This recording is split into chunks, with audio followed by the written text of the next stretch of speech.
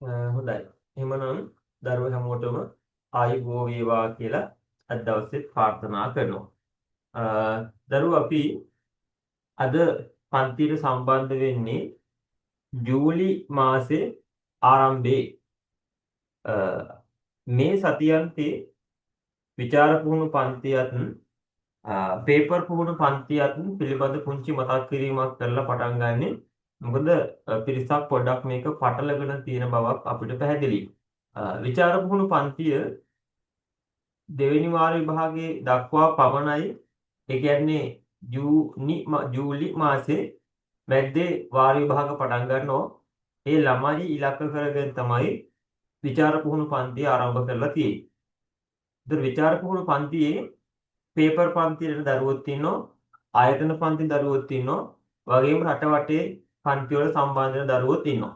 ඒ නිසා ආයතන පන්ති වල සාකච්ඡා කරන මාතෘකාවන් වලට වැඩියම පේපර් පන්තියේ සාකච්ඡා කරන මාතෘකාවන් වලට වැඩියම විචාර පුහුණු පන්තියේ සාකච්ඡා කරනවා. ඉතින් විචාර පුහුණු පන්තියේ තනිකරම කරන්නේ අපි විචාර සාකච්ඡා කිරීම. පසුගිය දවස්වල අපි කරපු විචාර පුහුණු පන්තියේ රෙකෝඩින් එකක් මම දාලා ඇති ආයතන ගෲප් වල දීලා තියෙනවා සහ ඔන්ලයින් පන්ති වල දීලා තියෙනවා. හැමෝටම මේක දීලා තියෙනවා. ඊළඟට පේපර් පන්තිය ක්‍රියාත්මක වෙන්නේ දෙසැම්බර් විභාගයේ දරුවන් ඉලක්ක කරගෙන. ඒ දරුවන්ට තව මාස 6යි තියෙන්නේ. 6 දැන් එකක් ඉවරයි 5යි. ඒ මාස 6ක කාල සීමාවක් වෙනුවෙන් තමයි පේපර් පන්ති ආරම්භ වෙලා තියෙන්නේ. පේපර් පන්තියක් දැන් ක්‍රියාත්මක වෙමින් පවතිනවා. તો මේ පන්ති දෙක අපි පවත්වන්නේ අවම පන්ති ගාස්තුවක් යටතේ. විචාර පුහුණු පන්තිය රුපියල් 500ක් පමණයි විභාගයේ දක්වාම. පේපර් පන්තියේ මාසික ගාස්තු රුපියල් 800යි වෙන්නේ. සහ අපි පහුගිය මාසේ ලබා දුන්න අවස්ථාවක් මාස 3ක ලියාපදිංචි ණයට රුපියල් 2000ක් පමණයි ගත්තේ. එතකොට පේපර් පන්තියේ දරුවෝ දැන් අද මේ පන්තියේ ඉන්නවා. විචාර පුහුණු පන්තියේ දරුවෝ ඉන්නවා. සහ පේපර් පන්තියෙන් දෙගොල්ලම අද දවසේ මේ පන්තියේ ඉන්නවා. මොකද හේතුව පුතේ මේ දැන් මේ මාසේ මැද්ද වෙද්දී වාර විභාග පටන් ගන්නවා. ඒ නිසා අපි දැන් හැමෝම එකතු කරගෙන මේ සතියේ සූදානම් වෙන්නේ විචාර සාකච්ඡා කරන්න. හැමෝම එකතු කරගෙන මේ සතියේ සූදානම් වෙන්නේ විචාර සාකච්ඡා කරන්න. මොකද පහුගිය මාසේ අපි වැඩි හරියක් පේපර් පන්තියේ බර දුන්නේ ව්‍යාකරණ පැත්තට. මතක ඇති පළවෙනි සතියේ MCQ එකක් සාකච්ඡා කරා. ඒ කියන්නේ බහුවර්ණ ප්‍රශ්න පත්‍රයක් ඉරිගහන එකක් සාකච්ඡා කරා. දෙවෙනි සතියේ ව්‍යාකරණ දෙවෙනි කොටස සාකච්ඡා කරා. තුන්වෙනි සතියේ සාකච්ඡා කරා පුරාතන ගද්‍ය පාඩම් 3 යටතේ ප්‍රශ්න පත්‍රයක් සහ විචාර සාකච්ඡා කරා. හතරවෙනි සතියේ නැවත ව්‍යාකරණ පේපරයක් සාකච්ඡා කරේ පේපර් ක්ලාස් එකේ. ඒ නිසා මේ අලුත් මාසේ පේපර් ක්ලාස් එකේ වැඩි හරියක් කතා කරන සාහිත්‍ය පැත්ත. ඒ නිසා මේ සතියන්තයේ පන්ති වලට පේපර් පන්තියේ දරුවෝ සහ විචාර පුහුණු පන්තියේ දරුවෝ කියන මේ දෙගොල්ලෝ එකතු කරගෙනයි මේ පන්ති සාකච්ඡා කරේ. හරි. එහෙනම් මම හිතනවා ඔයාලට ගැටලු තිබ්බනම් ගැටලු මේ වෙද්දි අවසන් වෙලා ඇති කියලා. එහෙනම් මොනවා හරි ගැටලුවක් තියෙනවා මට WhatsApp මැසේජ් එකක් දාලා තියන්න. එහෙම නැත්නම් කෝල් එකක් ගන්න. එකපාරින් ආන්සර් වුනේ නැත්නම් දෙපාරක් විතර ගන්න. හරි. එහෙනම් පුතේ ඔන්න අපි සූදානම් වෙන්නේ අද දවසේ සාකච්ඡා කරන කොටස මොනවද කියලා කතා කරන්න. අපි අද දවසේ කතා කරනවා විචාර කියලා මම කිව්වා කතා කරන්නේ. විචාර මාතෘකා දෙකක් තුනක් විතර කතා කරන්න යන්නේ. හරි. විචාර මාතෘකා දෙක තුනක් කතා කරන්න යන්නේ. පේපර් පන්තියේ දරුවන්ටත් මම විචාර පුහුණු පන්තියේ රෙකෝඩින් එක දාලා තියෙනවා. ඒක අනිවාර්යෙන් බලන්න. ඒකේ තියෙනවා විචාර මාතෘකා තුනක්. ඉතින් අපි ඒ පන්තියෙන් පළවෙනි පන්තියේ සාකච්ඡා කරා විචාරයක ආකෘතිය සකසා ගැනීම පිළිබඳව. කොහොමද විචාරයක ආකෘතියක් හදාගන්නේ? ඒ ආකෘතිය යටතේ කොහොමද විචාරයක් පැහැදිලිව ලියාගෙන යන්නේ කියන එක අපි පළවෙනි විචාර පන්තියෙන් කතා කරා. හරිද? එහෙනම් අද අපි මේ දෙගොල්ලම එකතු කරන් කතා කරන්න යන්නේ කොහොමද කාලය කළමනාකරණය කරගෙන මේ සාහිත්‍ය පේපරේ ලියන්න කියන එකයි අද පළවෙනියෙන් සාකච්ඡා කරන්නේ. ඒ නිසා අර පහුගිය පළවෙනි පන්තියත් එක්ක මේක එකතු කරගෙන තමයි කතා කරන් යන්නේ. ඔය පන්ති දෙකේම දරුවා අරගෙන. පුතේ කාලය කළමනාකරණය කර ගැනීම ඉතා වැදගත් සාහිත්‍ය පේපරේදී. මොකද සාහිත්‍ය පේපරේ ඊට ප්‍රශ්න හම්බ වෙනවා 7. 1 2 3 4 5 6 7 විදිහට. සාහිත්‍ය පේපරේ ප්‍රශ්න 7ක් හම්බ වෙනවා. ඔයාලා දන්නවා මෙන්න මේකේ පළවෙනි එකට කෙටි ප්‍රශ්න තියෙන්නේ ලකුණු 20යි, මේකෙත් කෙටි ප්‍රශ්න තියෙන්නේ ලකුණු 20යි. පළවෙනි එකේ නම් ගොඩාක් අහන්නේ පාඩම් හැඳින්වීම යටතේ. හැබැයි දෙවෙනි එකට පුතේ බහුතරව අහන්නේ පාඩම් අන්තර්ගතයේ. හරි අවබෝධ වගේ ප්‍රශ්න ටිකක් තමයි දෙවෙනි ප්‍රශ්නට හම්බෙන්නේ. එතකොට 3 4 කියලා දෙනවා විචාර මාතෘකාවෙදි. මේක විචාර, මෙයත් විචාර, මේ ටිකත් ඔක්කොම විචාර. ඔය මේ ටිකත් විචාර. මෙහෙම විචාර ප්‍රශ්න තිබ්බට දැන් 10 පන්තියේ දරුවෝ ඉන්නවා. එයාලට ටිකක් අවබෝධයේ මදි අයත් ඉන්න පුළුවන්. පුතේ මේ විචාර වලින් 3 ප්‍රශ්නේ අනිවාර්යෙන් ලියන්න ඕනි, 4 අනිවාර්යෙන් ලියන්න ඕනි, 5 6 7 කියන ඒවායින් එකක් ඔයා අනිවාර්යෙන් ලියන්න ඕනි. 3 ප්‍රශ්නේ අනිවාර්යයි, 4 ප්‍රශ්නේ අනිවාර්යයි, 5 6 7 කියන ඒවායින් එකක් ලියන්න ඕනි. මේවට ලකුණු හම්බෙන්නේ 3 ප්‍රශ්නෙට ලකුණු 15කුත්, 4 ප්‍රශ්නෙට ලකුණු 15කුත්, තෝරා ගන්නාද ප්‍රශ්නෙට ලකුණු 10කුත් විදිහට තමයි ලකුණු හම්බෙන්නේ. හරිද? 15යි 15යි 10යි.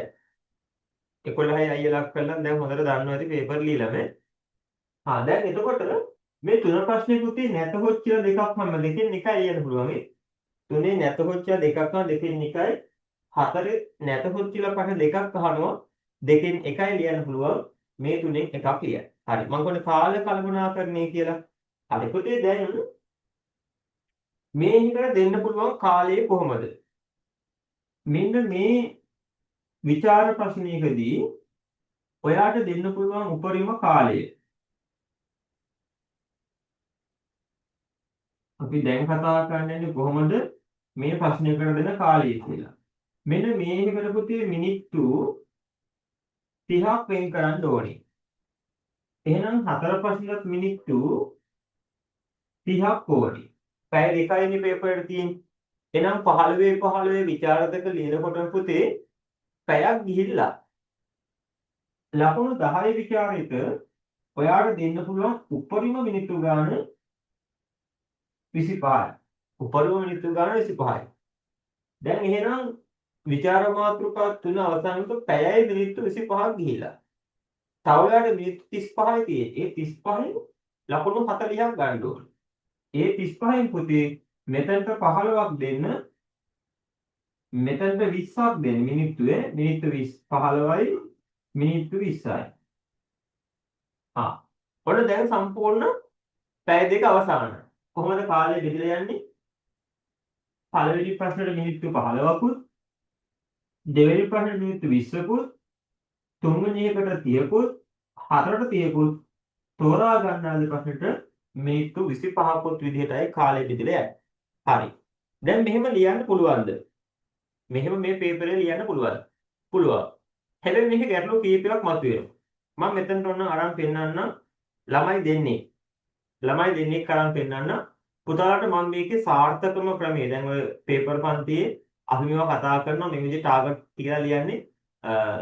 අද දැන් මම ඔයාලත් එක්ක කතා කරන මේ පේපරේ අපි පහුගිය දවස්වල ආයතන පන්තිවල සාකච්ඡා කරා. එතකොට ළමයින්ට මේ වගේ වෙලාව දීලා හරියටම විචාර මාතෘකා දෙකක් පැය භාගෙ දීලා ඒ කියන්නේ ඒතර පැයයි කාලේ පැයක් ඇතුළත විචාර දෙකක් ලියන්න දීලා තියෙන ආයතන පන්ති. දැන් ඔන්ලයින් ක්ලාස් එකේ අපි ඔයාලට ලියලා එවන්න කියලා කියනවා. හැබැයි ඉතින් ලියලා එවන්න කීප දිනක් විතරයි. අන්න ඒකයි ගැටලුව. දැන් ගිය සතියේත් අපේ විචාර පුහුණු පන්තියක එක මාතෘකාවක් දුන්නා ලියලා මට WhatsApp කරන්න කියලා. හැබැයි කීප දිනක් විතරයි පුතේ මේ වැඩේ හරියට මෙහෙම කරලා තිබෙන නිසා අනිත් අයත් මහන්සි වෙලා වැඩ ටික කරගන්න ඕනේ. දැන් බලන්න. මම කිව්වා A ළමයා B ළමයා මම දෙන්නෙක් ගන්නවා. එක්කෙනෙක් A අනිත් එක්කෙනා B. මොන බලන්න ඇති වෙන ගැටලු කීපයක්. මෙන්න A කියන කෙනා මෙන්න B කියන කෙනා. හරිද? පුතේ A කියන ළමයා මේ මන් දීපු ක්‍රමයටම මේක බෙදාගෙන ඉුවොත් ගැටලුවක් නැහැ. පළවෙනි එකට 15යි, දෙවෙනි එකට 20යි, 30යි 25යි අයගෙන આવොත් එයා සාර්ථකව අවසන් කරනවා පැය දෙකකින්. හැබැයි මේකේ ඇති වෙන ගැටලු ටික තමයි පුතේ පළවෙනි ප්‍රශ්නේ දෙවෙනි ප්‍රශ්නේ අපි ටිකක් ටාගට් කරගෙන යන්නේ ඒ එකට නේද? එහෙම නැතුව මොකක්වත් නැතුව යන්න කෙනාට නම් මේක කිසි ප්‍රශ්නයක් නැහැ. එහෙම නෙවෙයි. A එකක් B එකක් ගන්න අපි සූදානම් වෙලා ලැහැත් වෙලා ඉලක්කයක් තියාගන්න යන්නේ. යට කාලය කියන එක ලොකු වැදගත්කමක් තියෙනවා. ඒතකොට පළවෙනි සහ දෙවෙනි ප්‍රශ්නවල 40න් 35ක් හෝ ඊට වැඩියෙන් ගන්න ඕනේ සාර්ථක A එකකට යන්න නම්. එහෙනම් ඔය බොහෝ විට 1 2 ප්‍රශ්න පිළිතුරු ලිව්වහම ළමයි ලකුණු හදාගෙන එන්නේ. කියන්නේ ඔයා පිළිතුරු ලිව්වට පස්සේ දන්නවා මට මේක හරියද වැරදිද කියන එක ඔයාගේ ඔළුවේ අවබෝධයක් තියෙනවා. ඉතින් 1 2 ප්‍රශ්න ටිකක් අමාරු වුණොත් පුතේ ඔයාලට කාලය යනවා තේරෙන්නේ නැහැ. 1 2 ප්‍රශ්න ටිකක් අමාරු වුණොත් කාලය යනවා තේරෙන්නේ නැහැ. ඔයාගේ අර ඔළුව පොඩ්ඩක් කලබල සහගත වෙලා තියෙන්නේ. එතකොට මිනිත්තු දැන් ඔය දෙකම 35නේ තියෙන්නේ. 35 පැනලා 40ක් ගියොත් ඒ වැඩිපුර ගත්ත විනාඩි 5 පල්ලෙහාට බලපානවා. හරිද? 35ක් ගියොත් මිනිත්තු 40ක් ගියොත් ඔයාට අහිමි වෙන්නේ විචාරවල තිබ්බ කාලේ. එහෙනම් පුතේ මේ විචාරලියද්දි දැන් විභාග ශාලාවේ විනාඩි 40ක් වෙනවා වාඩි වෙලා ඔයාගේ ඔළුව කලබලයි. දැන් විචාරයට ගියපු ගමන් අර මුල් ඒ වැඩි සම්පූර්ණ පොතම පාඩම් කරපුව මතක් කරන්න ගිහිල්ලා දැන් ඔයාලට උදාහරණ අමතක වෙන්න පුළුවන්. ඒ විභාග ශාලාවේ විනාඩි 40ක් නේ. පාඩම් කරන් ආපුව අමතක වෙන්න පුළුවන්. හරිද? ඊළඟට ඔයා හදිස්සි වෙනවා කාලය ඉවරයි කියලා දැන් වේගයෙන් ලියන්න උත්සාහ කරනවා මේ ප්‍රශ්න අකුරු ටික අපහැදිලි වෙනවා. එහෙම ඇවිදින් අවසාන විචාරයට පුතේ ඔයාලට ඉතුරු වෙන මිනිත්තු 15ක් වුණොත් එහෙම අවසාන විචාරය සම්පූර්ණ කරගන්න බැරි වෙනවා. ඔන්න අවසාන විචාරය සම්පූර්ණ කරගන්න බැරි වුණාම මොකද වෙන්නේ? ඔයාලට පුතේ එතන ලැබෙන්න තියෙන ලකුණු 10ක් අහිමි වෙන්න පුළුවන්.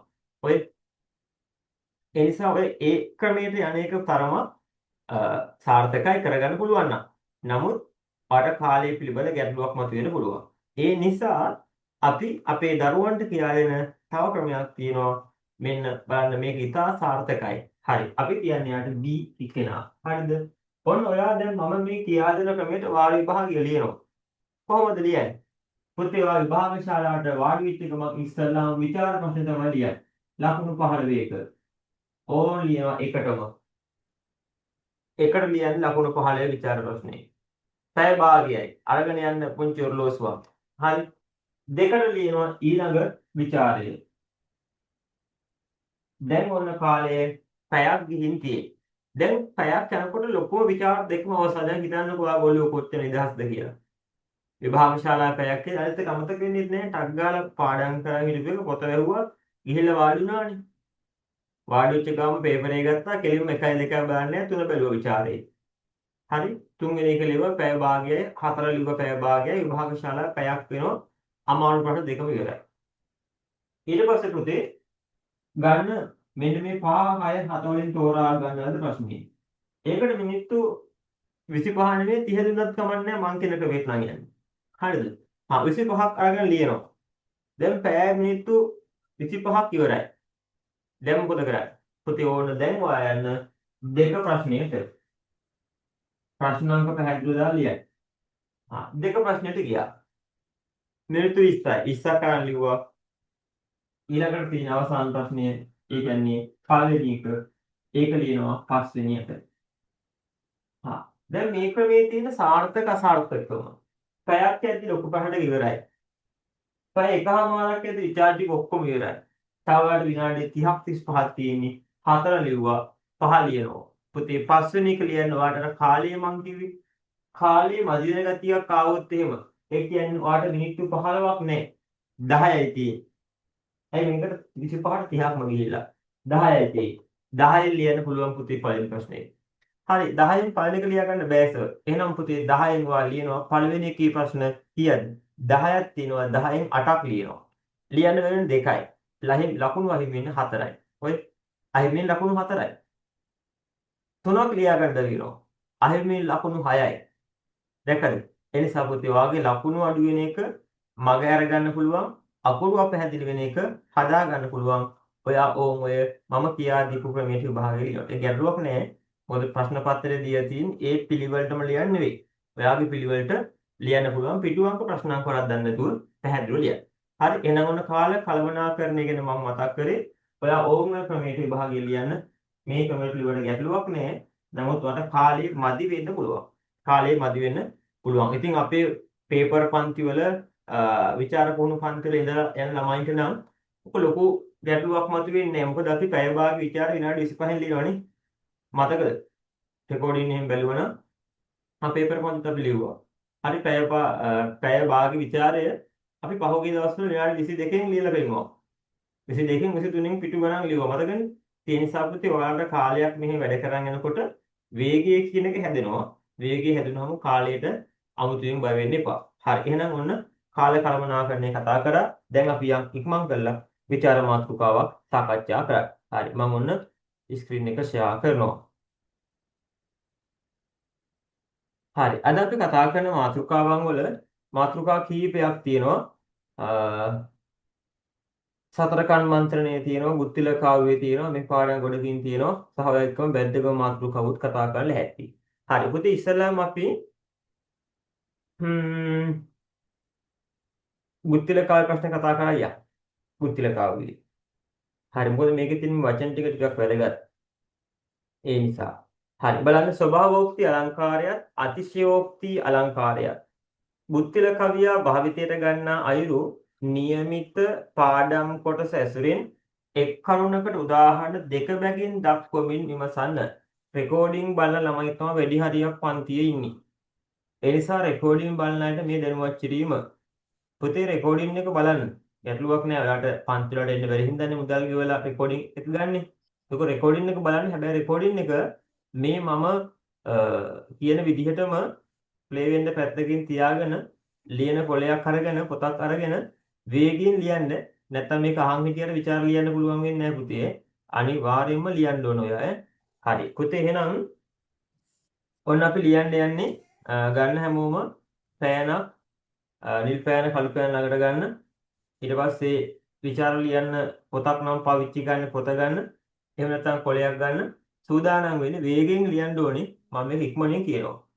ස්වභාවෝක්ති අලංකාරය කියන පුතේ යමක පවතින తත්වයේ ඒ ලෙසම වර්ණනා කිරීම තමයි ස්වභාවෝක්ති කියලා කියන්නේ.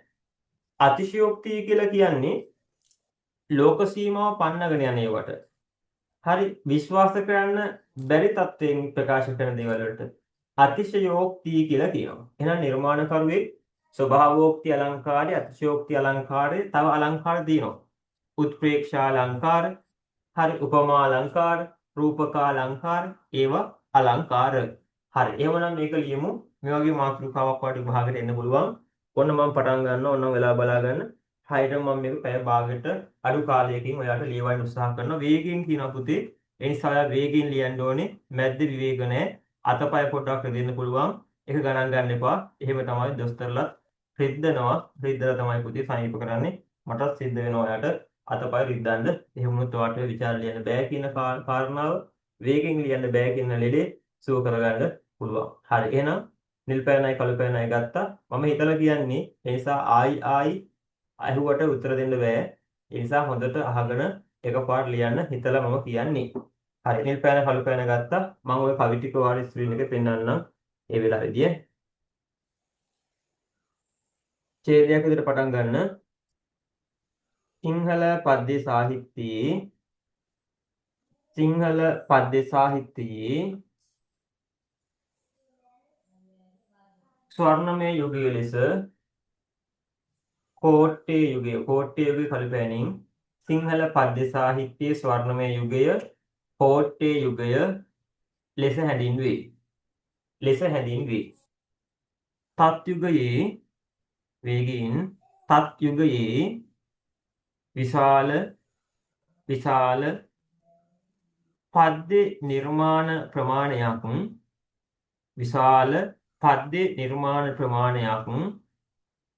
රචනා වී ඇත.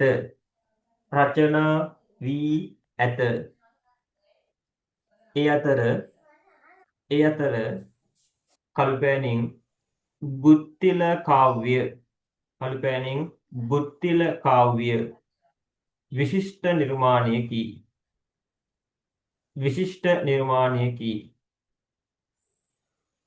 මෙහි කතුවරයා ලෙස කළු පැනින් වෑත්තෑවේ හිමියෝ වෑත්තෑවේ හිමියෝ හැඳින්වේ හැඳින්වේ උන්වහන්සේ උන්වහන්සේ උන්වහන්සේ ස්වභාවෝක්ති අලංකාරයත් ස්වභාවෝක්ති අලංකාරයත් අතිශයෝක්ති අලංකාරයත් ස්වභාවෝක්ති අලංකාරයත් අතිශයෝක්ති අලංකාරයත් භාවිතයට ගනිමින්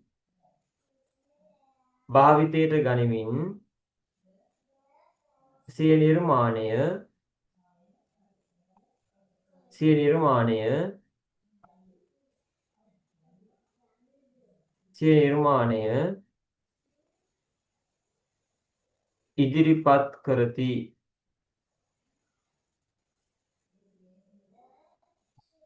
සිය නිර්මාණය ඉදිරිපත් කරති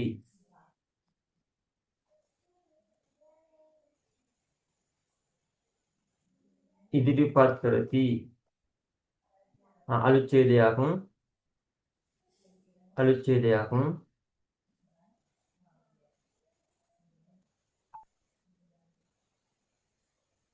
අලුච්ඡේදයක් යමක පවත්නා තත්ත්වය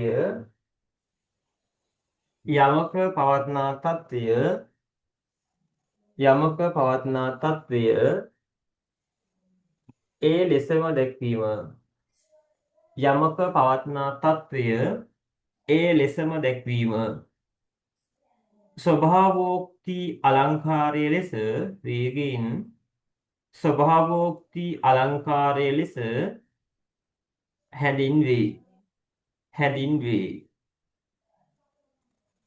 හැඳින්වේ ගුත්තිල කවියා සිය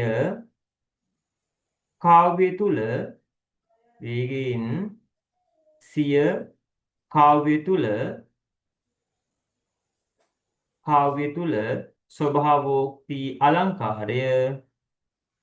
ස්වභාවෝක්ති අලංකාරය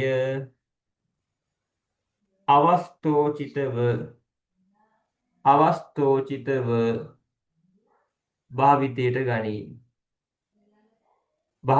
ගනී හරි චූල කතෑටිය කළු පාට පෑනින් උද්දුතයක් වේගෙන් ලියන්න ඕනේ අනුවන කම් කලේ චූල කතෑටිය කළු පාට පෑනින් උද්දුත ක්‍රමා දාලා පුතේ දැන් කවිය ලියන්න වෙලාව දෙන්නේ නැහැ ඔයා හිමියට ලියන හින්දා මුල ලියා ගන්න අනුවන කම් කලේ ලියාගන්න පස්සේ ලියමු තනියෙන් ලිය දෙවෙනිය කරන්න එපා අනුවන කම් කලේ රූල් 4යි පහ තෑරියා 6 මැද්දින් කවියට 4යි පහ තෑරියා 6 මැද්දින් ලියන්න මෙහෙම මූසිල ගුත්තිල ඇඳුරු සමග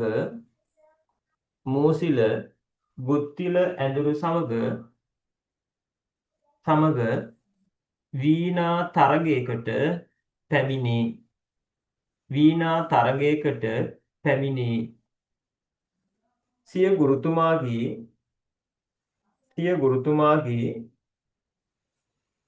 ගුණය සිහි නොකර කළ උපකාරය අමතක කොට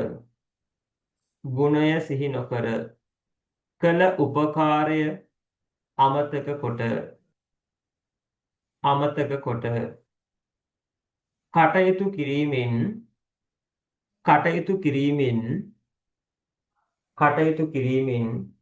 මූසිල කොතෙක් දක්ෂ වුවත්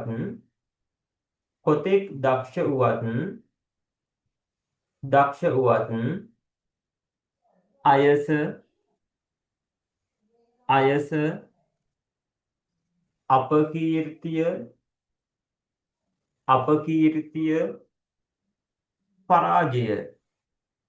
පරාජය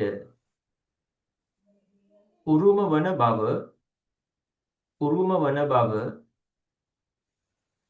කවියා කවියා කවියා ඉහත පද්‍යයෙන් දක්වයි. වේගෙන් ලියන්න පුතේ. කවියා ඉහත පද්‍යයෙන් දක්වයි. එහිදී සරල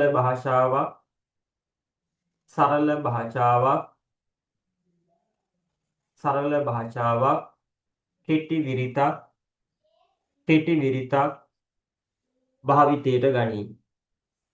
භාවිතයට ගනී.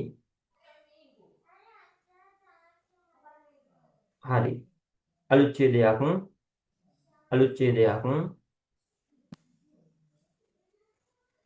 තවද ගුත්තිල ඇඳුරුගේ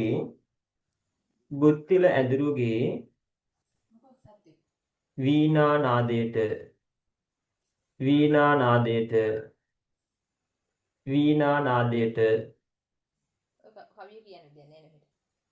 නාදයට දෙවගණන් වේගෙන් ලියන්න පුතේ. මම දන්නවා අමාරුයි නමුත් කරන්න දෙයක් නැහැ වේගෙන් ලියන්න ඕනේ.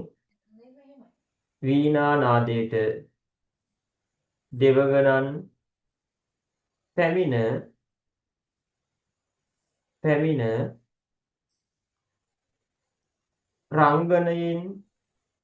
රංගනයෙන් එකතු වන අවස්ථාව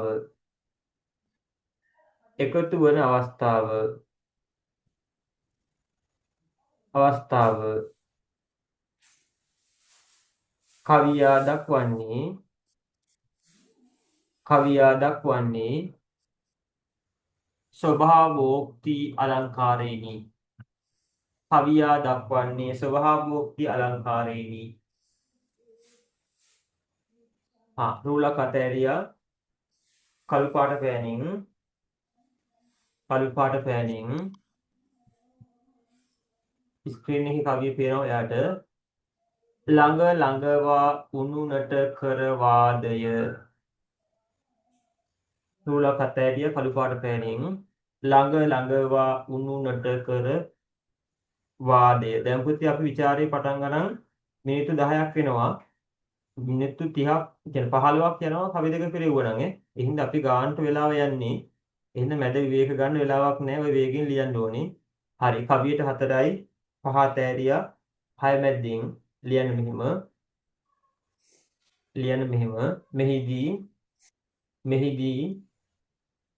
මෙහිදී දෙවගණන් 900 දෙනෙක්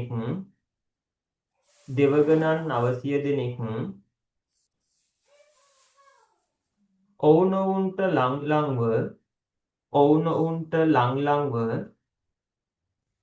වීණා පද නොවරදවා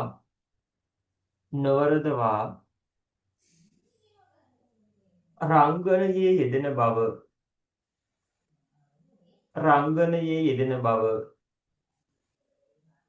කවියා පවසයි.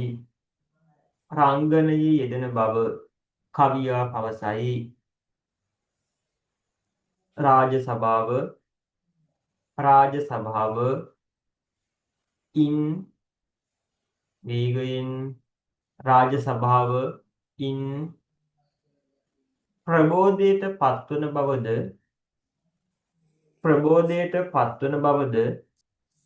දක්වයි. මෙකී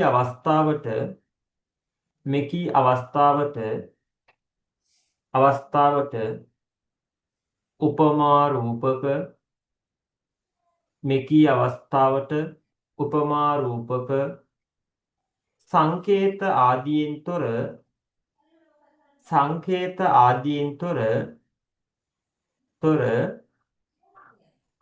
භාෂාවක්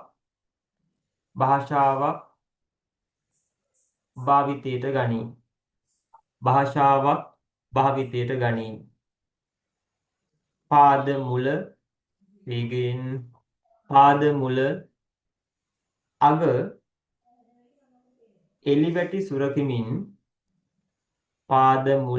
අග එලිවැටි සුරකිමින් ස්වභාවෝක්ති අලංකාරයෙන් ස්වභාවෝක්ති අලංකාරයෙන්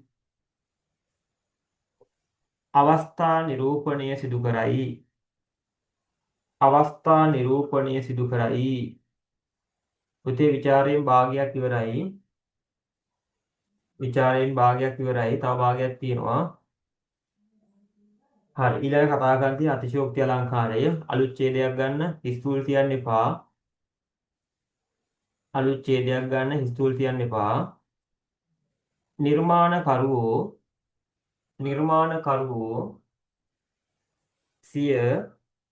සිය නිර්මාණය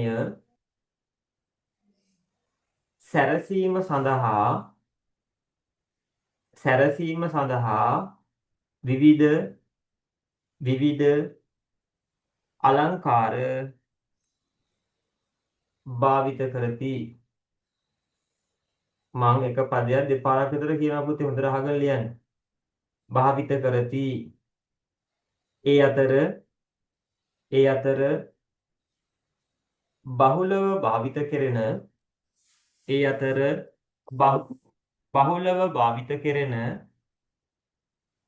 අලංකාරයකි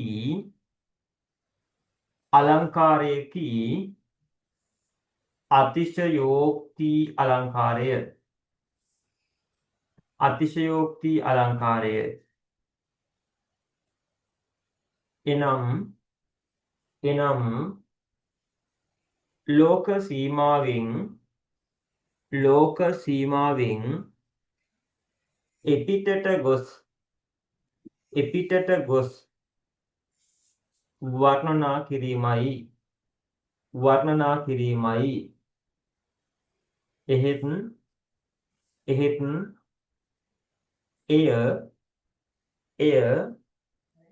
එය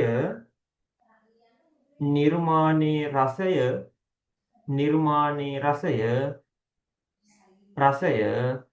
ගොඩනගයි.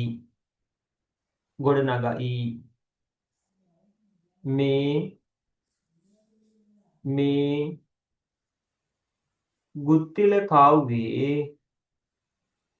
ගුත්තිල කාව්වේ එවැනි අවස්ථාවකි.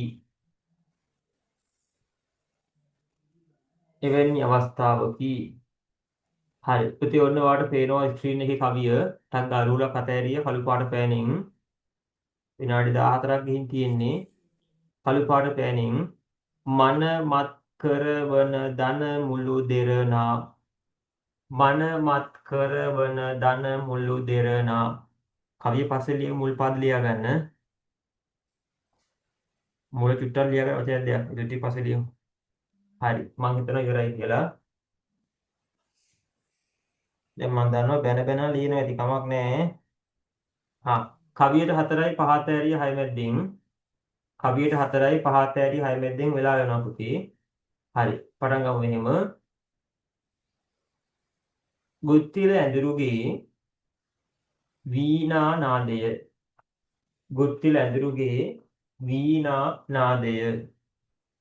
වීණා නාදය දසත පැතිරේ.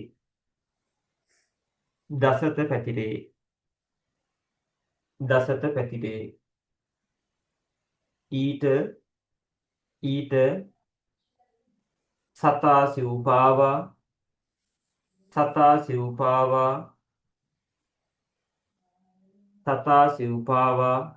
මිනිසුන් පමණක් නොව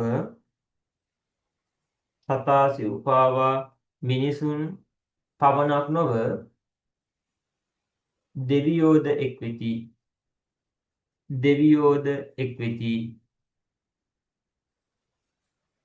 දරුවන් ඇකයෙහි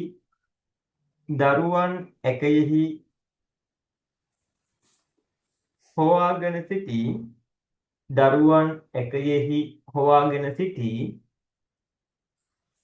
මව්වරු වීණා නාදයට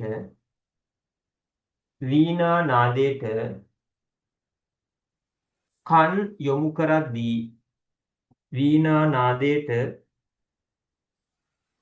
යොමු කරද්දී දරුවන් ඇකයෙන් වැටුණු බව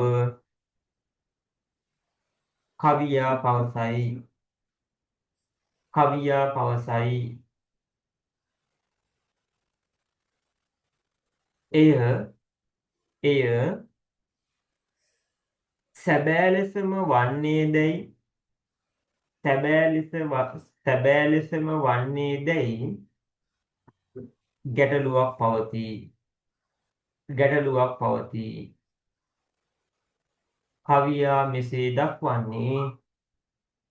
කවියා මෙසේ දක්වන්නේ වේගයෙන් අතිශයෝක්ති අලංකාරයට නැඹුරු වෙමිනි.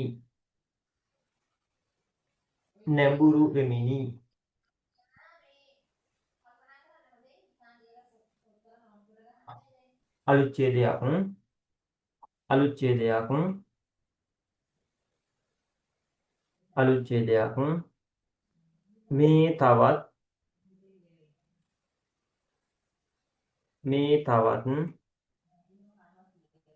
එවැනිම නිර්මාණයකි.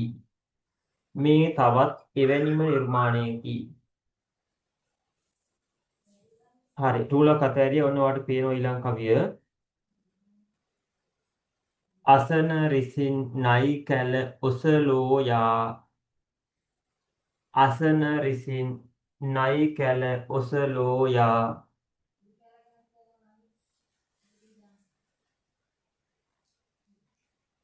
හරි කවියට 4යි. පහ අතෑරිය 6 මැද්දින්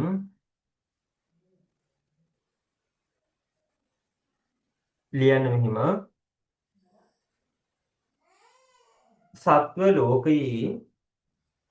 සත්ව ලෝකයේ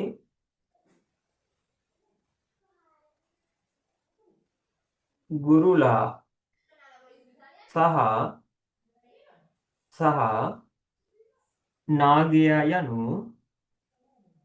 නාගයා යනු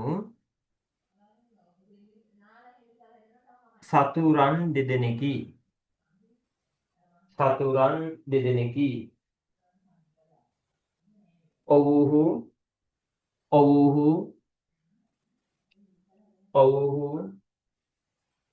එකට තැබිය නොහැක.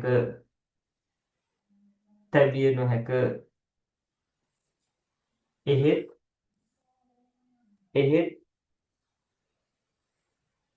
වීණා නාදය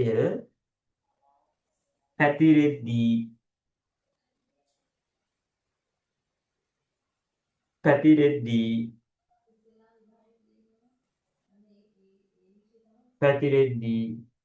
කළු පාට පෑනෙන් ඡේදෙටම එදින වෛරසිත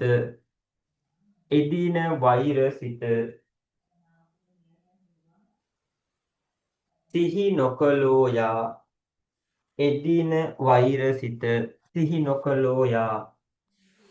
යනුවෙන් වෛරී සිතෙන් තොරව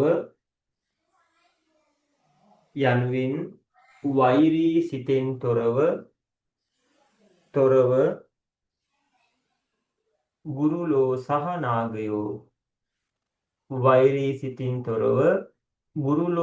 නාගයෝ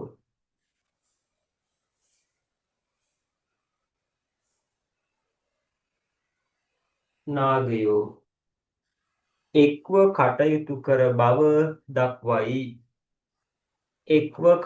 කර බව දක්වයි.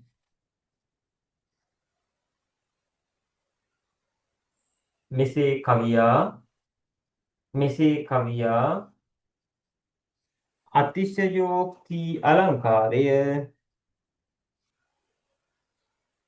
අතිශයෝක්ති අලංකාරය භාවිතයට ගනියි. හරි පුතේ අවසාන ඡේදයේ මේ ඔයගොල්ලෝ විනාඩි 22ක් ගිහින් තියෙන්නේ. අවසාන ඡේදයේ ඉහත නිදසුන් අනුව අනුව ගුත්තිල කාව්‍ය තුල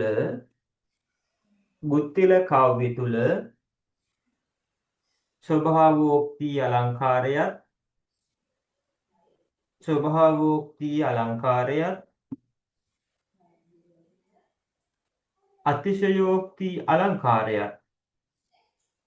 අතිශයෝක්ති අලංකාරයත් භාවිතයට ගන්නා බව හඳුනාගත හැක. හරි ඇති. විනාඩි 23යි පුතේ ගියේ. විනාඩි 7ක් ඔයාලට තියෙනවා කවි 4 ලියා ගන්න. හරි. මම විනාඩි 5ක් එතනින් ඔයාලට දෙනවා. කවි ටික ලියන්න ඕනේ. හරි. විනාඩි 5යි දෙන්නේ. ඉක්මනින් කවි ටික ලියන්න හැමෝම.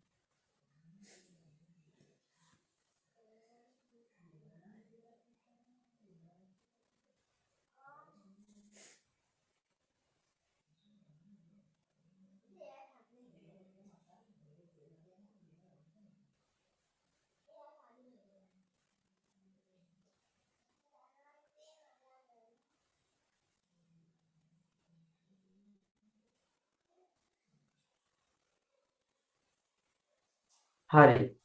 ඇති කාලේ. පුතේ මේ අපි තවත් විචාර මාතෘකාවක් ලියන්න ඕනේ. මම දන්නවා දැන් අමාරුයි. නමුත් මම මේ කියන්නේ ඔයක එකන්නේ පුතේ එකක් ලියන්නේ නෙවෙයි අපිට ඔය වගේ විචාර මාතෘකා දෙකක් තුනක් විභාගයේ ලියන්න ඕනේ. ඉතින් ඒ නිසා අපි දැන් එකක් පැය භාගයෙන් ලියන්න පුළුවන් වගේම දෙකකුත් ලියන්න පුරුව ලබන්න ඕනේ. ඒ නිසා හොඳ ළමයි වගේ හරිද? මාත් එක්ක දෙවෙනි විචාරත් ලියමුද? දෙවෙනි විචාර පුතේ මම තෝරගන්නේ ගද්‍ය පාඩමක්. ඒ විචාර මාතෘකාව මම ඔය පෙන්නපු PDF එකට දැම්මෙත් නෑ. මේ පාර විභාගයට වල හැමෝටම වැදගත් වෙයි කියලා මම හිතුවා.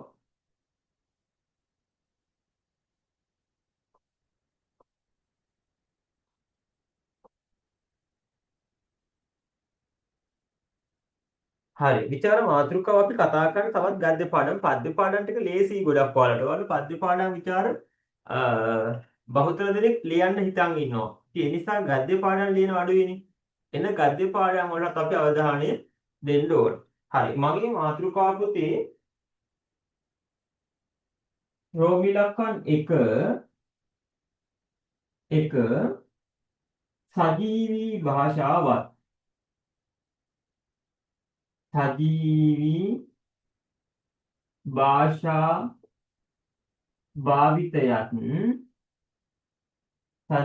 භාෂා භාවිතයත්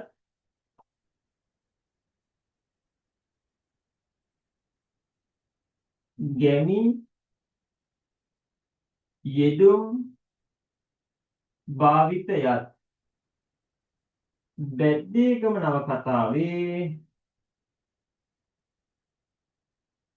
නවකතාවේ සාර්ථකත්වයට හේතු වේ. හරියගන්න.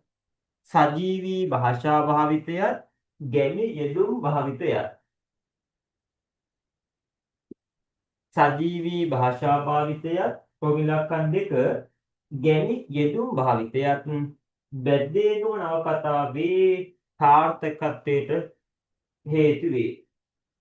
එක් කරුණකට නිදසුන් දෙක බැගින් දක්වමින් විමසන්න. 10 11 කියලා නෑ දෙගොල්ලන්ටම පොදුයි මෙව්වේ. එක් කරුණකට නිදසුන් දෙක බැගින් දක්වමින් විමසන්න. හරි මම හිතනවා මාතෘකාව හරි කියලා දැන් අපතේ සජීවී භාෂාවට මම මෙන්න මේ තැන් ගන්නවා. සජීවී භාෂාව කියලා කිව්වහම මෙන්න මේවා කිව්ව එකක්. අජීවී වස්තුන්ට සජීවී බව පාවිච්චි කිරීම. ඔයාලට මතක නම් බැද්දේගම නවකතාවේ නවවෙනි කොටසනේ තියෙන්නේ. හරි 9 තියෙනවා ඊසාන දිග සුළඟ හා වැස්සද අවුරුදු දෙකක් තිස්සේ උත්සාහ කොටත් ගෙයි මැටි බිත්ති වල සවිය මැඩලන්නට සමත් නොවිය. ආරච්චිලාලගේ නිවස ගැන කියන්නේ. ආරච්චිලාලගේ නිවස පුතේ ස්වභාවික පරිසරය යට කරගන්නවානේ. ඊසාන දිග සුළඟයි වැස්සයි අවුරුදු දෙකක් උත්සාහ කළත් මැටි බිත්ති වල සවිය බිම දාන්න බැරුණාලු. සජීවී බවක් නේද? තව තීව මොලේ බැද්දේගම පුරුදු නිදිබර උදාසීන ස්වභාවය ඉසුරුව නිදිබර උදාසීන ස්වභාවය ඉසුරුවා සජීවී බව. එන සජීවී භාෂාව. තව සජීවී භාෂාව කියන්න පුළුවන් සංවාද පාවිච්චි කරනවට. චරිත දෙකක් අතර සංවාද.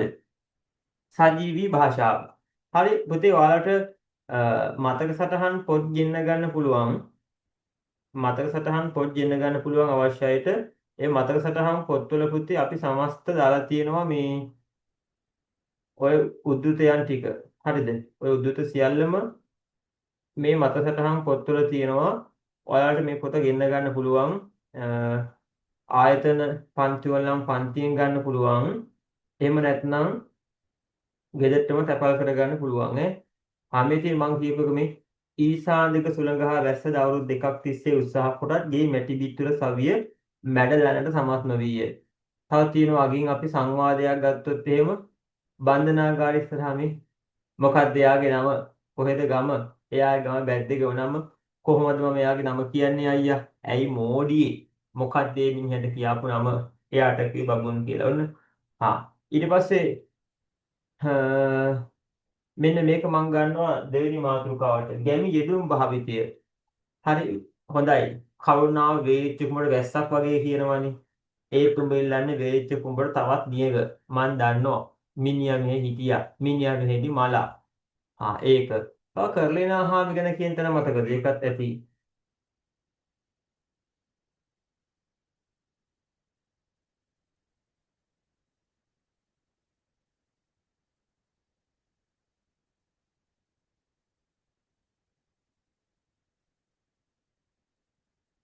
මේ තියෙන නීත දිග සුළඟහා නීත දිග තද සුළඟට ඇඹරවි ඇටුවන් බැහැ ගිය ගහක් මෙන් ඇගේ ශරීරය දැමී තිබින මුහුණේ සිහිනුගේ අත්පාවල සම ගසක පොත්තක් මෙන් ගැමි යෙදූ හරි එහෙනම් පටන් ගමු වෙලාව හොඳයි පැය වාගය ගන්නය පැය වාගයයි නිල් පෑන කළු පෑන පුතේ නගර ගන්න හැමෝම හොඳ ළමයි වගේ වේගින් වැඩ කරන්න උත්සාහ කරන්න මේ වගේ ਵਿਚාර ලියන්න වෙන ලංකාවේ කිසිදු පන්තියක ලංකාවේ වෙන කිසිදු පන්තියක මෙහෙ ਵਿਚාර ලියන්නේ නැහැ පුතේ ලියන්නේ නැති වෙන හේතුව තමයි ටියුෂන් එකේ ඔය වගේ අමාරුවේ දාලා ළමයි එක්ක වැඩ කරාට පස්සේ ළමයි මේකට ප්‍රිය වෙන්නේ නැහැ. නමුත් ඇත්තටම කරන්න ඕන දේ තමයි පුතේ ප්‍රිය වීමට වඩා අවශ්‍ය දේ අවශ්‍ය තැනට හොඳම විදිහට දෙන්න ඕනේ. ඉතින් අපි මේ කරන්නේ ඔයාලට අවශ්‍යම දේ ඕනම දේ හොඳම විදිහට දෙන්න අපි ලොකු උත්සාහයක් තමයි මේ නිරත වෙලා තියෙන්නේ. ඒ නිසා පුතේ මේක ලියන්න ඕනේ. ඔයාගේ යාළුවන්ට අපේ පන්ති ගැන කියන්න. තාමත් රෙකෝඩින් බල ඉන්නෝ නම් තාම පන්තියට සම්බන්ධ වෙන්නේ නැත්නම් ඉක්මනින් පන්තියට සම්බන්ධ වෙන්න. ආයතන පන්තියට සම්බන්ධ වෙන්න පුළුවන්. ඔන්ලයින් පන්ති වලට සම්බන්ධ වෙන්න පුළුවන්. හරි. පටන් ගමු මෙහෙම. සිංහල ජන ජීවිතයේ පිළිබඳ එකපාර ලියා ගන්න හිතලා කියන්නේ. සිංහල ජන ජීවිතයේ පිළිබඳ ඉංග්‍රීසි බසින් ලියවුණු සිංහල ජන ජීවිතය පිළිබඳ ඉංග්‍රීසි බසින් ලියවුණු විශිෂ්ටතම නවකතාවකි. විශිෂ්ටතම නවකතාවකි. බැද්දේගම විශිෂ්ට නවකතාවකි ද විලේජ් ඉන් ද ජංගල්. එහෙම ලියුමේ මුල් නම. ද විලේජ් ඉන් ද ජංගල් කළු පාට පෑනින් ද විලේජ් ඉන් ද ජංගල්. සිංහල අකුරු ලියුවට ගැටලුවක් නැහැ. ද විලේජ් ඉන් ද ජංගල්. මෙය කළු පෑනින් AP ගුණරත්න මහතා විසින් AP ගුණරත්න මහතා විසින් AP ගුණරත්න මහතා විසින් උද්දුතකම දාලා කළු හොඳයි. බැද්දේගම නමින් සිංහලට පරිවර්තනය කොට ඇත.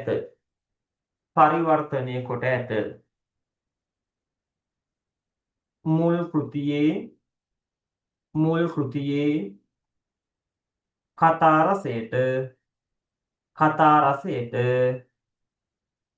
හානියක්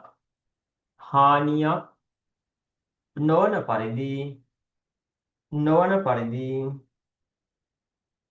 පරිවර්තනය කරන මෙහි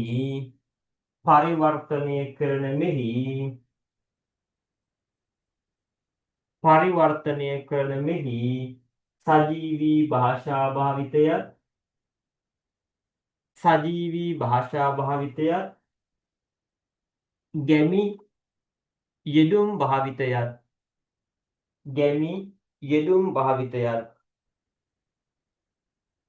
ගැමි යෙදුම් භාවිතයත් නවකතාවේ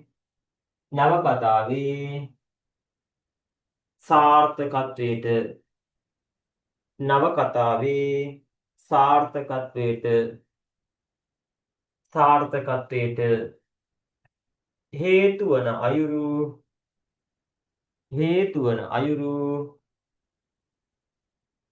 හඳුනාගත හැක. හරි ප්‍රවේශය ඉවරයි.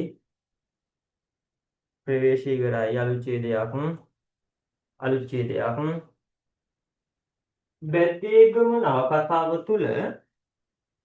බැද්දේගම නවකතාව තුල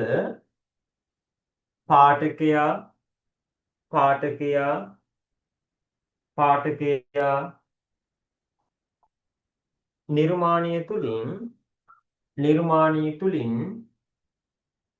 ගැමි පරිසරයකට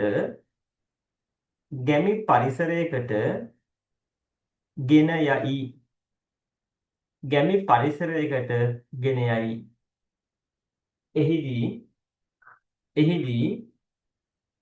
එහිදී නිර්මාණය ජීවමාන කිරීමට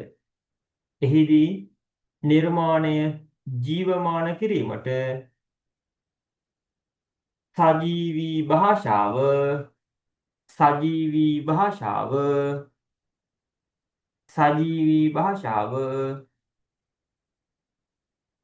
ප්‍රබලව භාවිත කොට ඇත.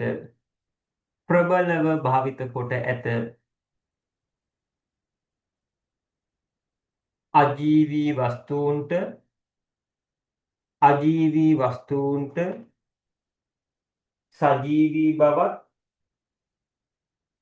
සජීවී බවත් චරිතයන්ගේ ප්‍රාණවත්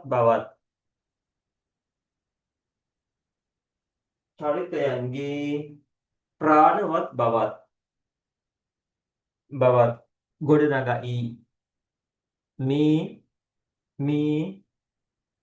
මේ එවැනි අවස්ථාවකි. ඉක්මන් කළා කළු පාට පෑනකින් රූලක් අතෑරියා. කළු පාට පෑනකින් තස් කාලා පුතේ වෙලාවකින් තියෙන්නේ ඊසාන දිග සුළඟ හා වැස්සද. ඔහොම ලියන් යන්නේ. කළු පාට පෑනකින් උදුතුකම දාන්න ඕනේ. ඊසාන දිග සුළඟ හා වැස්සද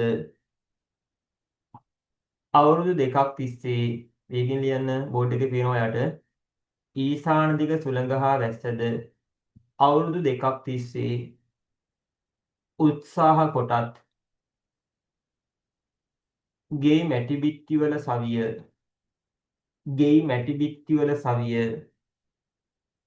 මැඩලන්නට සමත් නොවිය. හරි. රුලක් අතෑරියා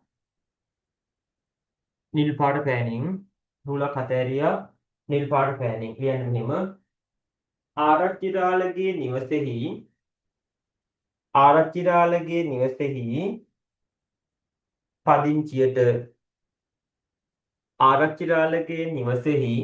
පදිංචියට කිසිවෙකුත්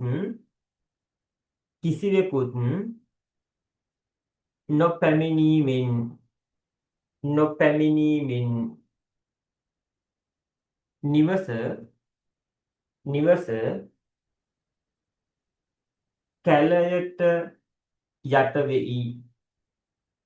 නිවස කැලයට යට වෙයි.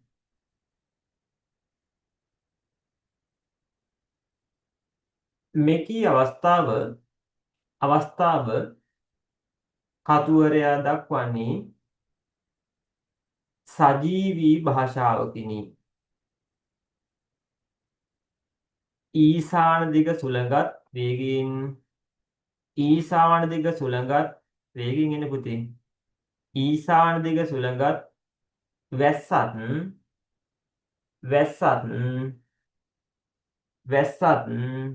නිවසෙහි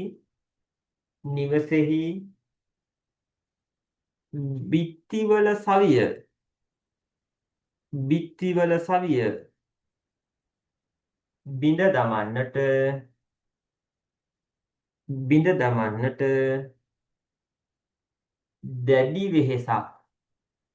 දැඩි වෙහෙසක්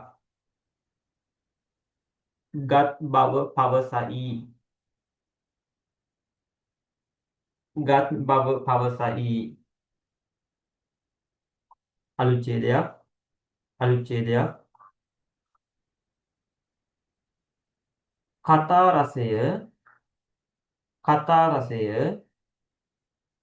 කතා රසය සජීවීව ලබා දීමට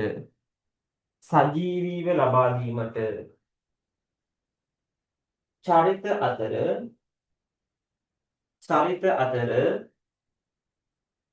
සංවාද ගොඩනගයි. මේ එවැනි අවස්ථාවකි. විනාඩි 10ක් 8ක් ගිහින් තියෙන්නේ. මේ එවැනි අවස්ථාවකි. රූලක් අතෑරියා කළු පාට පෑනෙන් ලියන්න උදුතේ වෙන දෙනවා. මොකක්ද එයාගේ නම? පහළට පහළ ලියාගන්නේ. මොකක්ද එයාගේ නම? කොහෙද ගම? පහළට එයාගේ ගම බැද්දේගම. නම කොහොමද මම එයාගේ නම කියන්නේ අයියා? ඇයි මෝඩියේ? මොකක්ද මේ මිනිහට කියාපු නම? එයාට කිව්වේ බබුන් කියලා. පහළට ලියාගනිපන් කළා.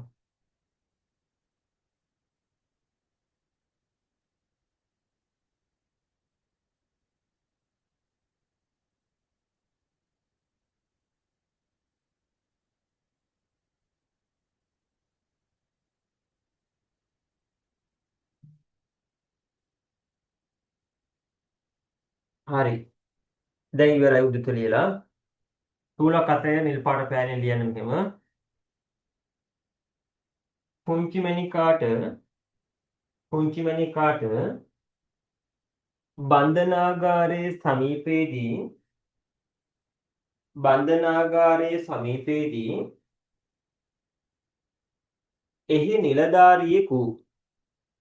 බන්ධනාගාරයේ සමීපයේදී එහි නිලධාරියෙකු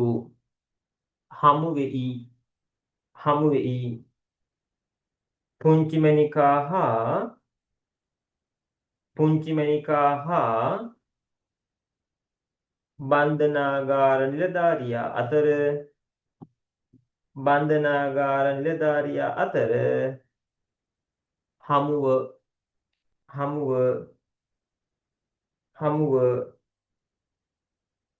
කතුවරයා කතුවරයා කතුවරයා සංවාද ඇසුරෙන් ගොඩනගයි සංවාද ඇසුරෙන් ගොඩනගයි එහෙයින් එහෙයින් ඒ චරිතයේ එහෙයින් ඒ චරිතයේ සැබෑ සැබෑ සැබෑ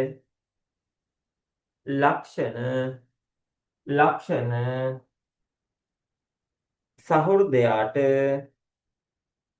සහෘදයාට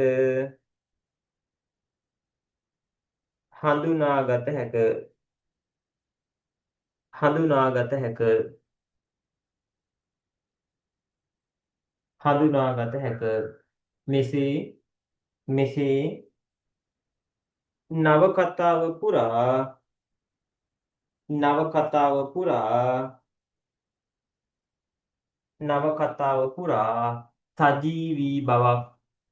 සජීවී බවක් භාෂාව තුලින් ගොඩනගයි හරි අලුත් ඡේදයක් පුතේ දැන් ਵਿਚාරයෙන් භාගයක් ඉවරයි දැන් ගැමි යෙදුම් භාවිත වෙන කියන්නේ අලුත් ඡේදයක් ගන්න බැද්දේගම නවකතාවට පසුබිම වන්නේ බැද්දේගම නවකතාවට පසුබිම වන්නේ ගැමි පරිසරයකි නිර්මාණකරුවා එකී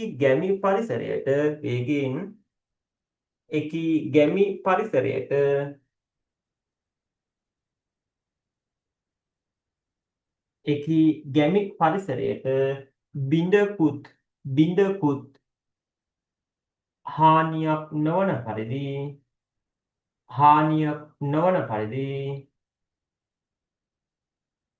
නිර්මාණයට එකතු කරගනී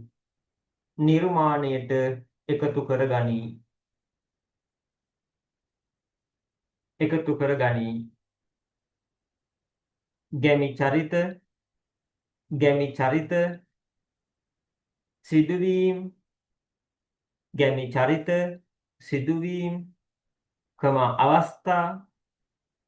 අවස්ථා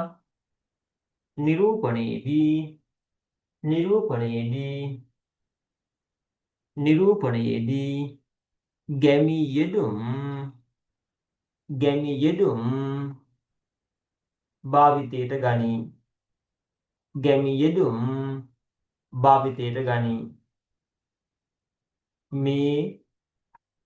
මේ කර්ලිනා හාමි පිළිබඳ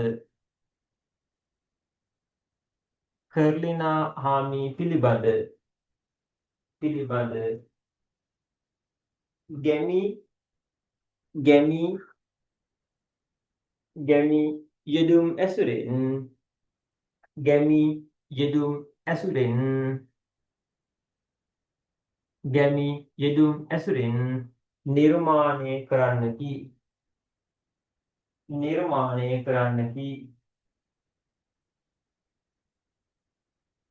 නිර්මාණය කරන්නකි හරි දරුවෝ රූල කතැල්ල කළු පාට පෑනේ උද්දිතයක් ආඩ ස්ක්‍රීන් එකේ පේනවා නිරිත දිග තද සුළඟට ඇඹරි වී ඇටුවන් බැහි ගිය ගහක් මෙන් ඇගේ ශරීරයේ නැමී ඇඹරී තිබින මුහුණේ සිහින්ව ගිය අත්පාවලත් සම ගසක පොත්තක් මෙන් ඔතන දෙනකම් ඉක්මන් කරන්න රූල කතැල්ල කළු පෑනින්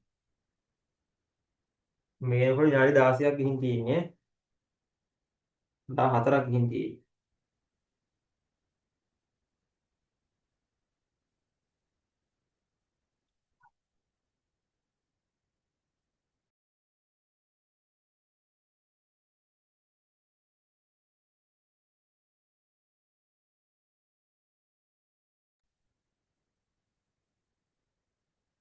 හරි. ඉවරයි උදිතේ ලියලා. රූලක් අතෑරිය නිල් පාට පෑනින්.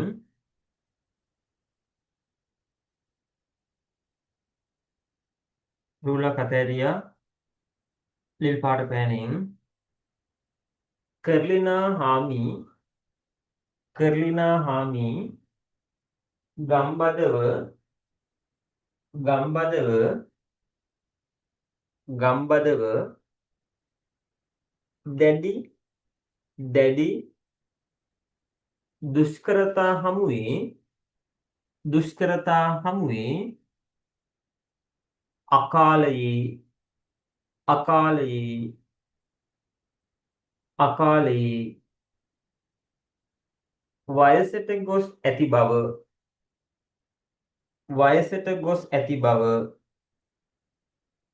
පාඨකයාට දැක්වීමේදී පාඨකයාට දැක්වීමේදී ඊට ඊට ගැමි පරිසරයේම ගැමි පරිසරයේම වේගෙන් ලියන්න එකපාර හිතලයි කියන්නේ ඊට ගැමි පරිසරයේම යෙදුම් භාවිත කරමින් යෙදුම් භාවිත කරමින් පාඨක මනසේ සංකල්ප රූප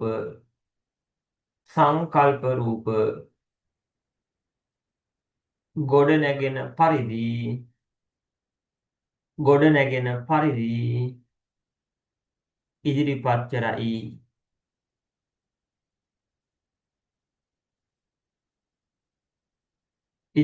කරයි.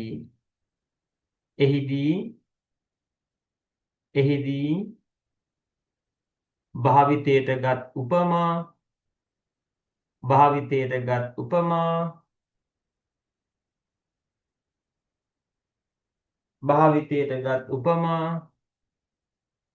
උපමා වඩා අවස්තෝචිත වේ.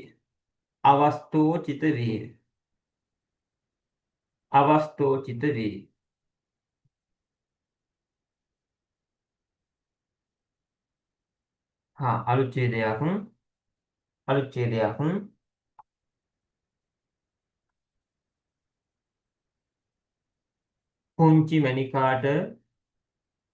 පුංචි මැණිකාට බන්ධනාගාර නිලධාරියා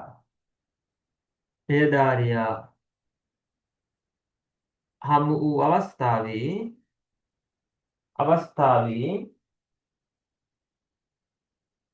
පුංචි මැණිකාගේ චරිතය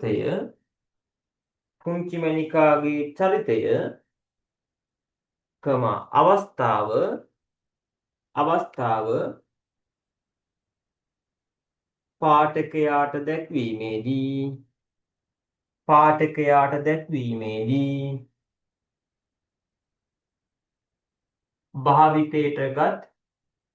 භාවිතයට ගත් ගැමි යෙදුම් මෙසේය. රූලක් අතෑරිය කළු පාට පෑනින් මේ උද්දතය. හොඳයි. කරුණාව වේලිච්ච කුඹට වැස්සක් වගේ කියනවනේ. ඒත් උඹ ඉල්ලන්නේ වේලිච්ච කුඹට තවත් නියක. මන් දන්නවා මිනිහා මේ හිටි මලා. වෙලා තියෙනවා පුතේ. 6ටම තාම ගියේ අපිට 19යි ඈ. තව විනාඩි 11ක් තියෙනවා. හදිසි නෑ දැන් අවසාන උද්දතෙන් ලියන්නේ. කළු පාට පෑනින් රූලක් අතහැරලා ලියන්න.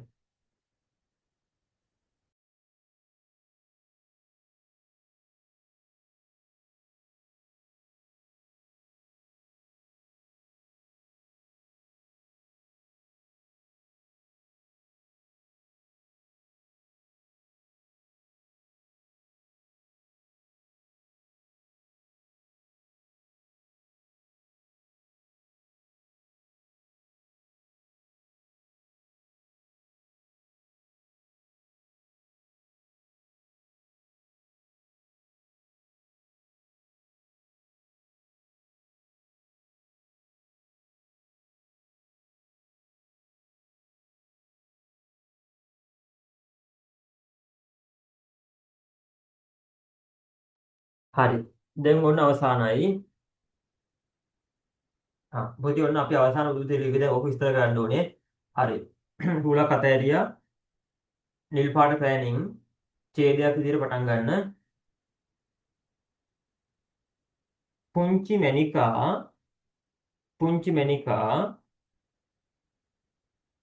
බබුන් පිළිබඳ බබුන් පිළිබඳ පිළිබඳ සෙනෙහසින් සෙනෙහසින් සෙනෙහසින් ඔහු සොයා ඔහු සොයා ඔහු සොයා බන්ධනාගාරයට පැමිණ සිටී පැමිණ සිටී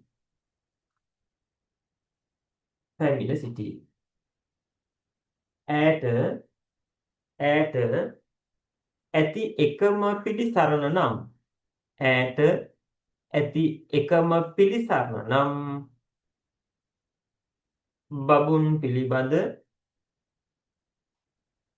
බබුන් පිළිබඳ යහපත් ප්‍රතිචාරයකි යහපත් ප්‍රතිචාරයකි එහෙත්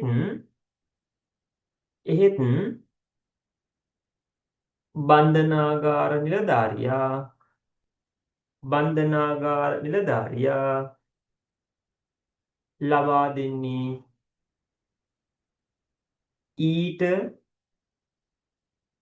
ඊට හාත්පසින් පිළිතුරකි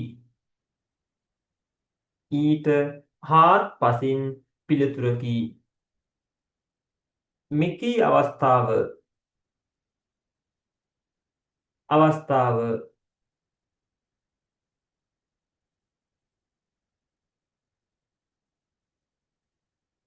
කළු පාට පෑනෙන් ඡේදෙටම වේලිච්ච කුඹුරට වැස්සක් වගේ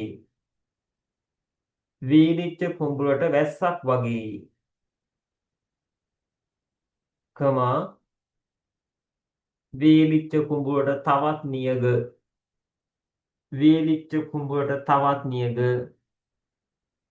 නිල් පෑන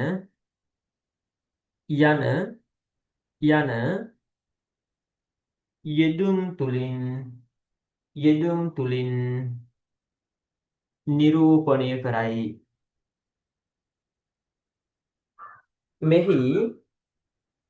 මෙහි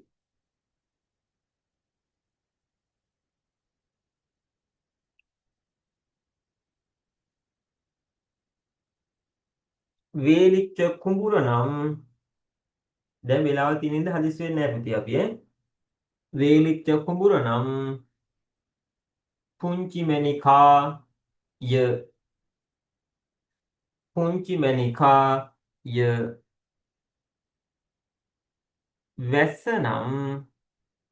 වැස්ස නම් බබුන් පිළිබඳ අපේක්ෂිත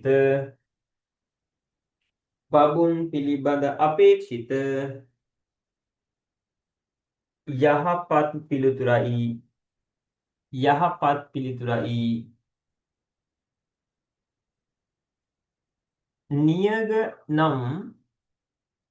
නියග නම් නිලධාරියා ලබා දෙන පුංචි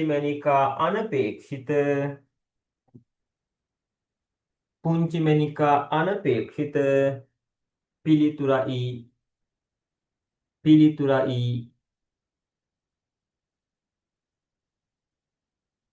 මේ අනුව බැද්දේගම නවකතාව තුළ චරිත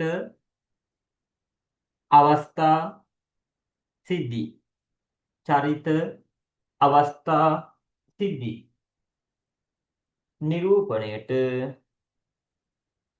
නිරූපණයට ගැමී යෙදුම් භාවිත කෙරෙන බව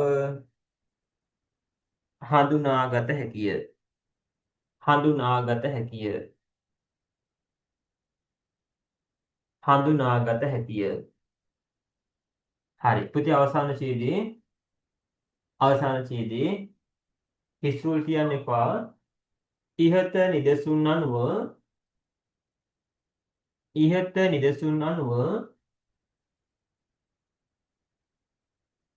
සජීවී භාෂා භාවිතයත්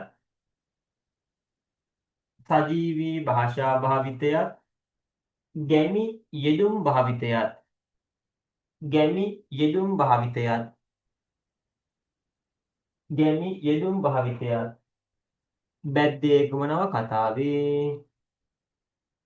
බැද්දේගම නවකතාවේ සාර්ථකත්වයට හේතු වන බව හඳුනාගත හැකිය. හරි. ඔන්න විචාර දෙකක් ඉවරයි. මේකට ගිය අපිට වෙලාව තව තියෙනවා 7ක්. ඒ කියන්නේ ඒත් 23 නේ ගිහින් තියෙන්නේ නේද? 23 පුතේ මේ විචාරටත් ගියේ. ඔය මම වේගයෙන් ලියන හින්දා දැන් ඕක පැය භාගයෙන් ලියන්න ඕනේ. මම උද්දෘතයක් ලියුවා 23 ලියුවානේ පැය භාගයක. දැන් ලොකු ප්‍රමාණයක් ලියුවා. පුතාලා ඕක තනියෙන් ලියනකොට තව වේගය අඩු වෙනවා. තහ කරුණු අඩු වෙනවා. ඒතර ඔය දෙකම එකතු වුනහම පුතේ ඔයාට ඕක විනාඩි 25ක් 30ක් අතර කාලයක් තනියෙන් ලියද්දී යනවා. දැන් මම හිතන තරම් වේගයෙන් ඔයාට හිතන්න බෑනේ. ඉතින් ඒ නිසා මගේ ඔළුවට අදහස් වෙන වේගයෙන් ඔයාගේ ඔළුවට අදහස් වෙන අඩුයි ටිකක්. ඉතින් ඒ නිසා ඔහොම ලියද්දී මගේ මේවා අහගෙන ඉන්නකොට කාලයක් කොයිදී වැඩ කරනකොට පුතේ ඔයාගේ ඔළුවත් වේගවත් වෙනවා. හරි එහෙම වේගවත් වෙනකොට අදහස් ඉක්මනින් එනවා. ඉක්මනින් එන අදහස් ටික ලියා ගන්න අත වේග මදි වෙයි. ඉතින් ඒ නිසා ඔහොම වැඩ කරන් ගියාම අතත් වේගය හැදෙනවා. ඔයාගේ ඔළුවත් හැදෙනවා. සාර්ථකව මේ වැඩේ කරගන්න පුළුවන්. ඉතින් ඔයාලට මේ විදිහේ ਵਿਚාර ලිව්වහම කවදාවත් වෙලා මදි වුණා කියලා කියන්න හම්බෙන්නේ නැහැ. මොකද මම පැය භාගයෙන් ලියන්න පුළුවන් කියන එක පුතේ වලට පෙන්නලා තියෙන්නේ. හරි. ඉතින් දැන් ඔන්න අතර රිදෙනවා ඇති. පැයක් විතර මාත් එක්ක ලිව්වනේ නේද? හරි. දැන් ඔයාලට මෙන්න මේ ප්‍රශ්න ටික ගෲප් එකේ මේක දැම්මා පේපර් පන්තියේ මේක දාලා තියෙනවා. විචාර පන්තියේ දාලා නැහැ. විචාර පන්ති දරුවන්ටත් මම මේක දෙන්නම්. හරි. අද පන්තියේ දෙගොල්ලම ඉන්නවා කියන එක මම මුලින්ම මතක් කරා. හරි පුතේ එතකොට මේ පුංචි කෙටි ප්‍රශ්න ටිකක් දාලා තියෙන්නේ. මේක මෙන්න මේ විචාර මාතෘකාව. මේක ලියන්න මේක උද්ෘතයන් ටිකක් මම දීලා තියෙනවා. හැබැයි මේක ලියන්න ඕනේ ගානට පැය භාගයක් තියාගෙන. දැන් මම මේ පන්ති අවසන් කරාට පස්සේ පැය භාගයක් තියාගෙන මේක ලියන්න. මේ උද්ෘතයන් ටිකක් දීලා තියෙන්නේ. ලියලා මට WhatsApp කරන්න. හරි මේ ප්‍රශ්න ටික බලමු ටක් ගාලා. තේතුව ලියන් ආපු කට්ටිය ඉන්නවා හරි දාගන්න. අනිත් අය පොඩ්ඩක් බලන්න. අටවියට වදනා තැනට අවුදු මගින් පහව සිටියේ. බුදුන් දැක විස්මිත වේ. මේක තියෙන පුතේ මේ අඟුලිමාල පාඩමේ. මේ පාඩේ අය ග්‍රන්ථයේ අමාවතුර. ඒ කතුවරයා අමාවතුරේ කතුවරයා කවුද? බුරුළු ගෝමී නම් පඬිතුමා. එසේ වී නම් මම උන්හා එක් වෙමි. මේක තියෙන උග්ගසේන කතාවේ. ඉහත පාඨයේ ඇතුළත් ග්‍රන්ථයේ උග්ගසේන කතාව තියෙන සද්ධර්ම රත්නාවලියේ. සද්ධර්ම රත්නාවලිය ධර්මසේන හාමුදුරුවන්ගේ. පාඨ ග්‍රන්ථයේ සද්ධර්ම රත්නාවලිය කතුවර ධර්මසේන හිමි. දේවයන් වහන්සේ නොසිතා වදාළ මැනව. අනෙක් බලවත් මාගේ උපායකට සතර කර්මාන්තරයේදී මේ පාඨයයත් කෘතියාන්‍ය 550 ජාතක කතා පොත් වහන්සේ. යුගය කුරුණෑගල යුගය. ජාතිය රන් විමනක් ජාතික රණ දෙරණ මතයේ ගැටී වැටි මල මොහොතේ සුන්දර සුර බුන්ගේ යතේ අවසාන පාදේ නැලවෙන බව සිතන පුති. එස් මහින්ද හිමියන් විසින් රචනා කරන කෘතියා නිදහසේ දැහැන නිදහසේ මන්ත්‍රයේ ලංකා මාතාව දින් එකක් ලියයි. බැද්දේගම නවකතාවේ පරිවර්තනය කරන ලද්දේ කවුද? බැද්දේගම නවකතාවේ පරිවර්තකයා. දැන් දවිලෙච්චින්ද ඒ.පී. ගුණරත්න මහතා. ඔහු විසින් පරිවර්තනය කරන තවත් කෘතියක් සුදු ගෝණ. හරි. වානරයා වනසරණේ මැකී ගිය දඩමා. සතොස් කරන වීණානද ඇසුමට නොගොස් සිටින පිල් බර ගන ගොදුරට. තදකලුවකුරින් මුද්දිත පද. එහෙම එකක් නැහැ නේද? තදකලුවකුරින් තියෙන මේකේ සතොස්. පිල්බර ඝන. සතොස් කියන්නේ සන්තෝෂ. ගහලා තියෙන සතොස් කියලා. සතොස් සන්තෝෂ. පිල්බර ඝන. පිල්බර ඝන කියන්නේ මොනර කියලුවොත් මදි පුතේ. මොනර සමූහයක්. ඝන කියන්නේ සමූහයක් කියන අර්ථය. පිල්බර ඝන මොනර සමූහයක්. බුද්ධිලකාවේ කතුවරයා හා පද සංඛ්‍යාව. කතුවරයා වෑත්තෑවේ හිමි. පද සංඛ්‍යාව 511යි. සද්ධර්ම රත්නාවලි රචනා කිරීමට පාදක වූ ග්‍රන්ථය. ඔන්න උතනත් පරල ගන්නවා. පාලි ජාතකට්ට කතාවයි පාලි ධම්මපදට්ට කතාවයි කියන දෙක. පාලි ධම්මපදට්ට කතාව තමයි සද්ධර්ම රත්නාවලියට. පාලි ජාතකට්ට කතාව ජාතක පොතට. ඒ කතුවරයා බුද්ධඝෝස හාමුදුරුවෝ. පොත් දෙකේම කතුවරයා බුද්ධඝෝස හාමුදුරුවෝ. හංස සංදේශයේ කතුවරයා වීදාගම මෛත්‍රී හාමුදුරුවෝ.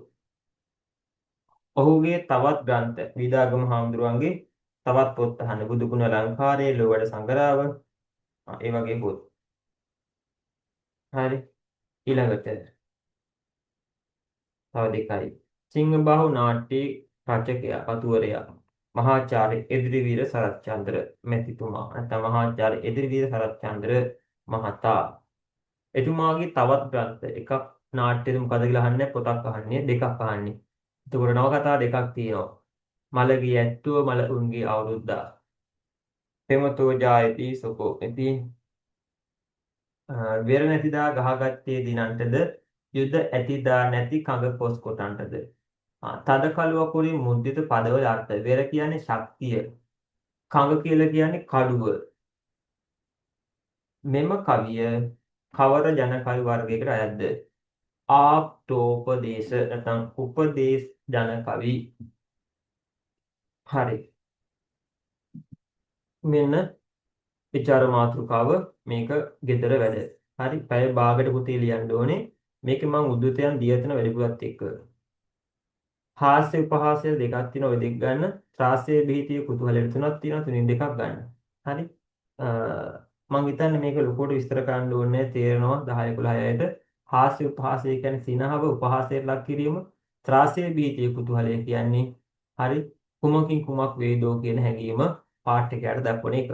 හරි එහෙනම් පුතේ ඔන්න අපි අද දවසේ පේපර් පන්තියේ දරුවොත් විචාර පුහුණු පන්තියේ දරුවොත් ඔක්කොම එකතු කරගෙන මේ පාඩම් ටික සාකච්ඡා කරේ ඉස්සරහ වාර විභාගය එනවා. ඒ වෙනුවෙන් එහෙමනම් අද වැඩ ගොඩක් කතා කරා. හරි ඔයාලා මාත් එක්ක ඉඳන් ඒ ටික හරි සාර්ථකව ඔය පැත්තෙන් වැඩ ටික කරා. මේ විචාර මාතෘකාව පැය භාගයකින් කියලා මට WhatsApp කරා. හරි එහෙමනම් අපි ඉදිරියෙන් තවත් පන්තියක හම්බෙමු. යාළුවන්ටත් අපේ පන්තිය මතක් කරන්න. ජූලි මාසයේ පේපර් පන්තියේ තාම ලියාපදිංචි නොවෙච්ච දරුවෝ ඉක්මනින් ලියාපදිංචි හදාගන්න. හරි එහෙනම් හැමෝටම ජය වේවා. සුබ අනාගතයක්.